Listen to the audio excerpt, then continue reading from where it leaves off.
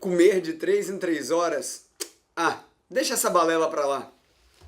Eu sou Juliano Pimentel, eu sou médico, atuo em nutrologia e eu vou explicar de uma vez por todas por que essa loucura de 3 em 3 horas é contraproducente, é contra bons hábitos e é contra um bom processo de emagrecimento. E agora? Comer de 3 em 3 horas foi algo inventado por alguma mente inspirada, que quase ninguém sabe de onde surgiu.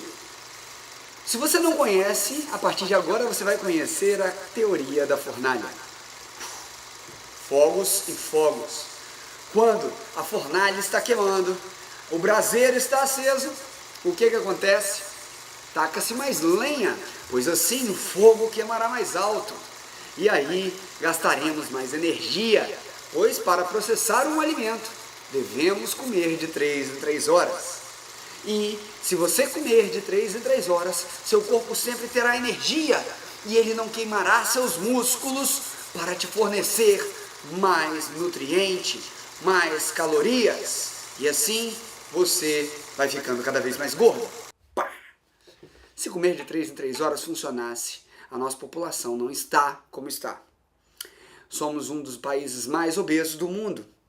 Nós estamos hoje atolados em doenças e, literalmente, em gorduras. Infelizmente, a composição corporal da nossa população está para lá de deficiente e para lá de obesa. Temos que entender que comer de 3 em 3 horas nada é além de uma estratégia alimentar que foi disseminada de forma errada, sem um cunho personalizado e muito menos individualizado. Existe diferença entre personalizado e individualizado. Quando a gente pensa no indivíduo enquanto conduta, nós temos que montar algo juntamente a profissionais capacitados, bons nutris, que consigam entender esse tipo de ótica, que sigam bons conceitos palhos, bons conceitos cetogênicos e não fiquem falando para o seu paciente que ele é escravo de 3 em 3 horas. Nossa, senão você vai ter fome mais tarde. Pã! O que acontece hoje em dia? Basicamente, comer de 3 em 3 horas mantém seu nível de insulina alto sempre. Ele sempre vai manter um pico insulinêmico, pum, pum, pum, e aí essa pessoa mantendo uma curva de insulina mantida alta impede que o seu contra-hormônio, o glucagon, reaja. O glucagon ele só reage quando a insulina abaixa. O glucagon queima a gordura. A insulina aumenta a gordura. Quando você tem um grande nível de glicose no sangue, a insulina vem e ela leva esse excesso de glicose para dentro das células de reserva. Começa como glicogênio, depois vai ter o acúmulo de ácidos graxos, de gorduras. E aí engorda cada vez mais seu adipócito. Quando seu adipócito engordou até um ponto específico, a ponto de virar uma bolinha que os dedos não fazem mais, ele ativa os pré-adipócitos. Cada adipócito tem 4 pré-adipócitos ao seu entorno, ao seu redor. Ao ativar esses 4 pré-adipócitos, você começou a atingir um maior nível de obesidade. Então, você tem que manter o seu corpo dentro de uma balança favorável. O que é isso? Uma balança hormonal favorável. Consuma e deixe de consumir. Eu vou perguntar para você agora uma coisa bem específica. Quando você fecha o olho, você era um uga-buga, na época das cavernas, você teria comida de 3 em 3 horas? Não. Provavelmente você não conseguiria comer de 3 em 3 horas. Se você acha que conseguiria comer de 3 em 3 horas, responde aqui embaixo no vídeo. Eu quero que você me diga como que você, na época das cavernas, comeria de 3 em 3 horas. E aí eu te respondo, meu caro, minha cara. Como então você quer fazer que o seu corpo consuma alimentos de 3 em 3 horas? Isso é no mínimo contraproducente. Primeiro, nossa rotina, ela é bem viva, ela é bem corrida.